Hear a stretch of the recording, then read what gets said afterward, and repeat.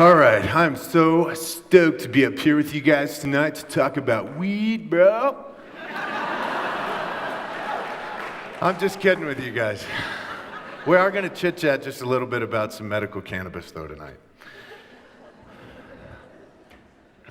Back in 2010, I had the honor to help co-author a House bill here in Colorado that I had hoped would help very seriously ill patients get access to medicinal cannabis while allowing for responsible rules and regulations around what I think most would consider a very misunderstood industry. However, what happened, in my opinion, were some of the most loathsome examples of the misuse of cannabis law and cannabis usage that I could have imagined. Now, you guys, come on. You guys all remember this, right? This is back when that horrible epidemic of back pain just swept across college campuses. Oh, it was terrible. People like my friend Ben here, for example, right? Yeah. He never tires of thanking me for all the work that I did so now he could enjoy the freedom of his recreational pleasure. That's not really what I do, so that got under my skin for some time because I really felt like all of the work that we did had quite literally just gone up in smoke. But you know what? My disdain for this type of abuse didn't last that long because I realized that if it weren't for old Ben here and the back pain epidemic, none of us here tonight would have ever had the opportunity to meet a very special friend of mine, Charlotte Figge. Yeah, you can clap. Charlotte, besides being dear to my heart, is a 6-year-old. And like most little 6-year-olds, yeah, there's Chase, there's her twin sister. And like most 6-year-olds, Charlotte, she just loves the color pink, loves to go play in the woods with her twin sister Chase and her older brother Max. I hear you, baby. Yeah. Charlotte's an explorer, and for good reason that we're going to get into here a little bit later. She also happens to be one of the most frequent cannabis users that I know. There it is. There's the word, cannabis. And cites all kinds of different people, different things to different people. To some people, it's the devil's weed, right?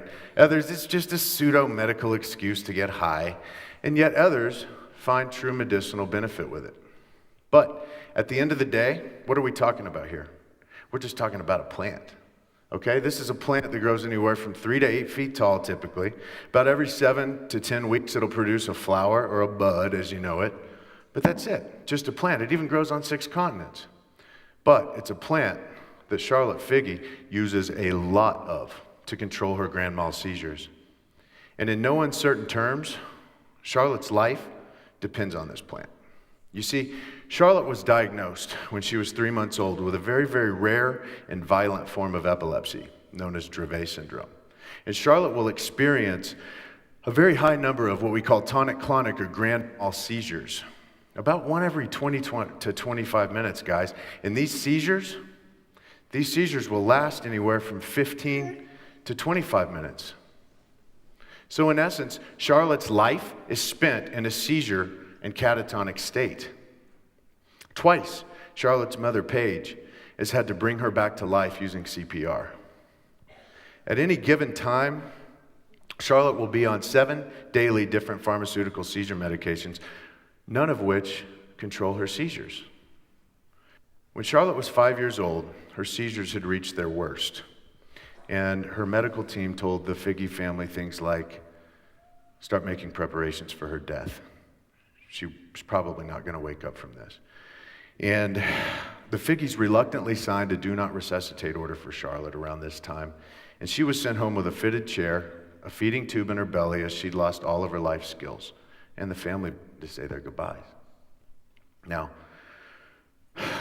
didn't look good for Charlotte. Didn't seem like she'd pull through. But remember, thanks to my old friend Ben and that back pain epidemic, wasn't the end for Charlotte. And the Figges weren't about to give up hope. And they set out on a journey to find, of all people, my family. Well, I come from a very, very large family, okay? I'm the oldest of 11 kids. And nope, we're not Mormon. We're not Catholic. Nope. Apparently, we're just incredibly fertile. Yeah.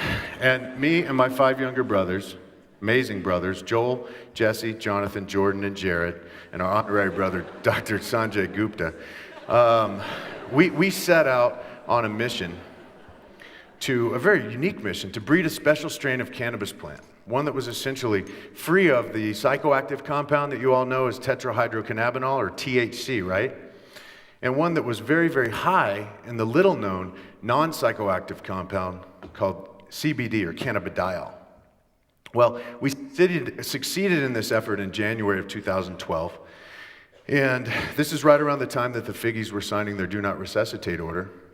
And as luck would have it, Paige Figgy found us in February of 2012. Now, my brothers and I have been reading a lot of studies, a lot of research that have been coming out of Israel from the 80s, 90s, and up to today on this research. Although, strangely enough, seems like America knew about this 65 years ago. But that's a talk for another day. My brothers and I thought that this little-known compound might just be the missing link to provide some validity in the realm of cannabis research. And as it turns out, we were correct.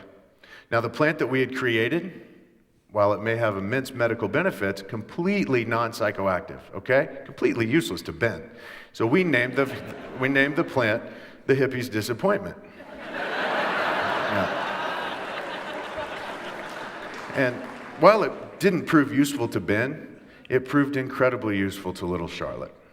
And so when Paige called us that February, told us of Charlotte's condition, we were ready to jump in. We were ready to help. In fact, we couldn't wait until Paige dropped the bomb on us. Charlotte was 5 years old. And think about it for a minute. We're going to give a 5-year-old cannabis? Literally, visions of this were popping in my head. But we got over this pretty quickly, and we began to extract and formulate in ratio a non-psychoactive, lab-tested pediatric tincture for Charlotte. And I'm happy to tell you that within the first administration, Charlotte went from having a seizure every 20 to 25 minutes, that's 400 a week, guys, down to 0 to 1 per week.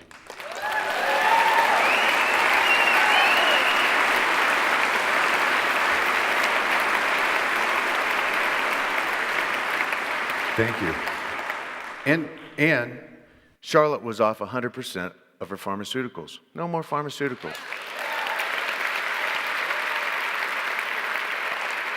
Thank you. Charlotte is now awake. She's alive. And guys, real special treat for you tonight. Ballerina. Dance.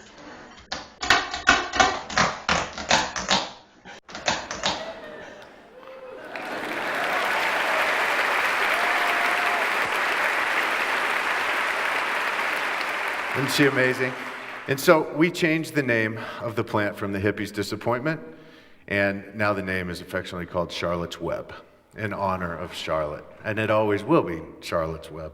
Now, Charlotte's not an isolated incident here.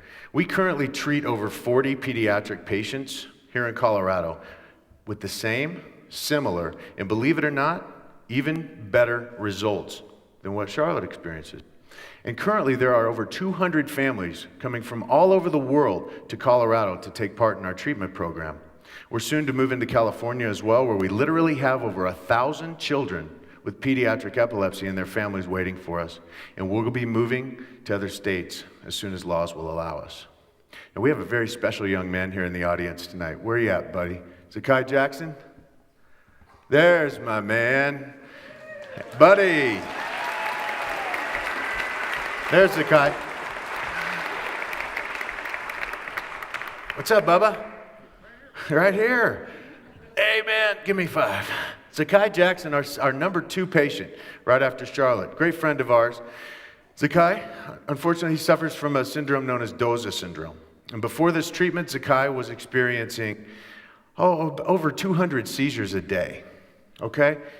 I'm happy to tell you guys now, on October 4th, in 2 weeks, we're all going to get together to celebrate Zakai's 1-year seizure-free anniversary.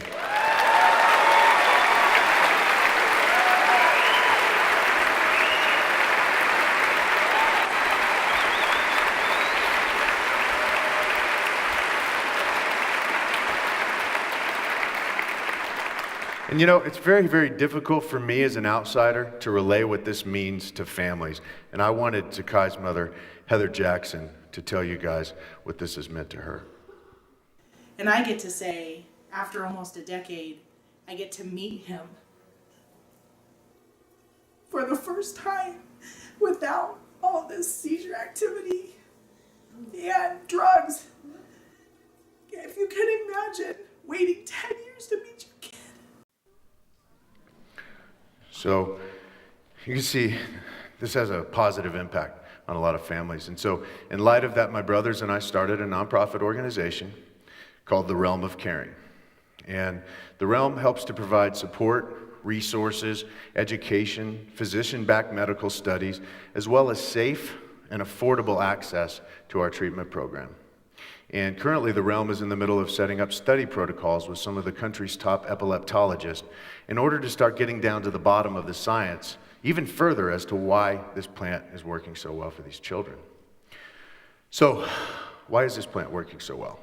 Well, cannabidiol has the highest anti-inflammatory and neuroprotectant properties found in nature. And CBD actually interacts with structures on the surface of brain cells known as receptors. And acting as that neuroprotectant and anti-inflammatory helps to decrease and, as you've seen, even eliminate seizure activity. Now, while we don't know, it seems as though CBD is actually playing a role in the repair of brain function. And research scientists and our doctors believe that this is why Charlotte, Zakai, and other children in this program are actually experiencing an ongoing progression of motor, social, and developmental skills, meaning that they're actually coming back to cognition more and more and more every day. They're getting better, guys. I mean, it's phenomenal. Now, I think it's also important to note here that epilepsy is not the only thing that CBD seems to be helpful for. According to some of our early studies and studies out of Israel right now, they're showing incredible results in PTSD, in migraines, depression, arthritis, cancer, and heart disease.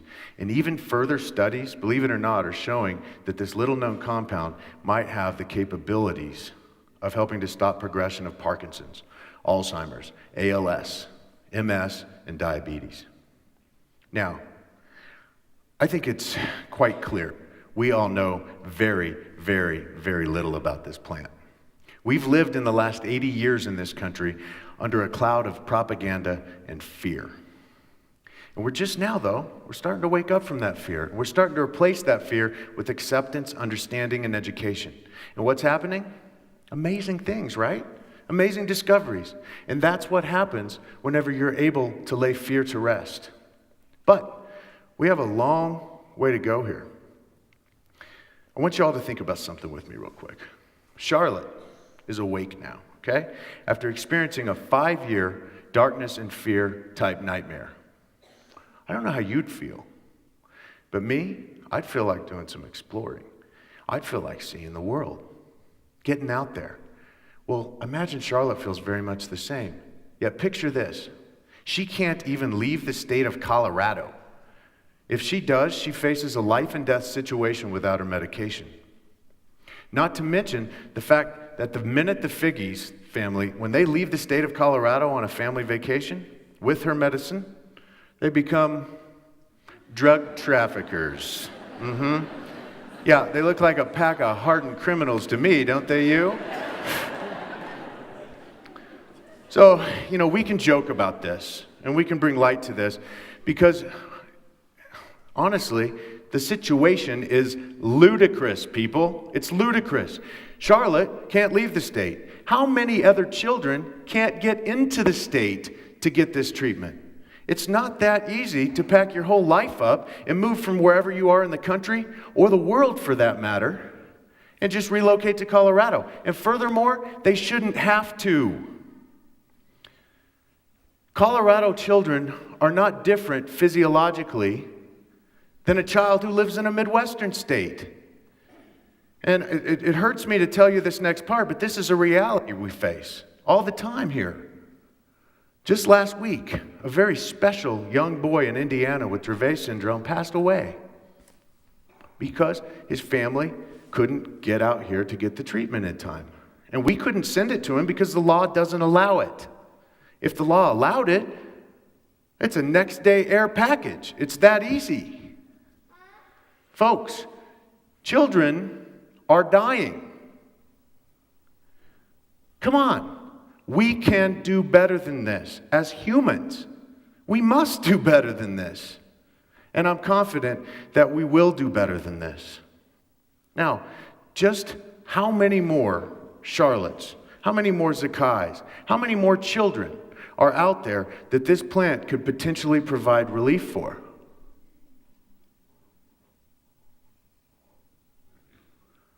This begs us to ask the question, are we willing to change our national view on medicinal cannabis and trade to save 1,000 more lives? How about just one more life? Well, guys, I have a very special friend here tonight who strongly believes this to be the case. And if y'all don't mind, I would love to introduce you to one of the most courageous little girls I've ever met in my life. Please welcome and meet Charlotte Figge and her parents, Matt and Paige.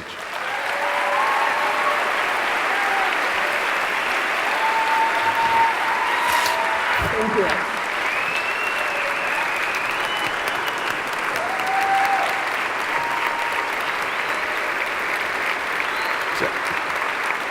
Can you say hi to everybody?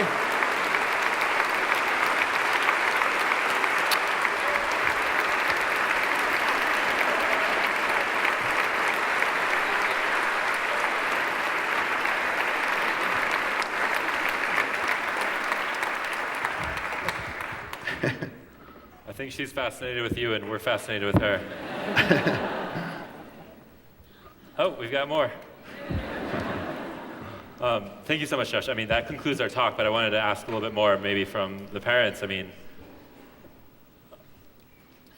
how many other parents have you met, and is there a network of people that are in contact with the Stanley brothers, and how's that going? There is a large network. Amanda and Heather are running Realm of Caring, and there's a huge amount of people coming here, having to move and uproot and coming here. I can't even give you a number. We take 4,000 calls a month. I think there's some parents in the crowd tonight. If you're a parent, can you say hello? There's a couple. I mean, yes. Yeah. I mean, parents of, you know. Is there anything that surprised you about the treatment? I mean, probably that it worked, but is there anything else that wasn't covered in the talk? It was the first treatment that we tried, and we tried everything, even diets that seem seemingly harmless. It was the first treatment we tried that worked this well, and that had beneficial side effects. There's not one negative side effect, and it's just been beneficial. That is unheard of with epilepsy. It's just an amazing story. We have a break. I want to meet. We were hanging out with Charlotte backstage. It's just amazing to watch somebody grow, and there's a lot more parents in the audience that have been in contact with the Stanley brothers. Thank you guys so much for being here. Thank you, Josh. An amazing talk. I really want to see that online. Thanks for having us. Thank you all. Come here.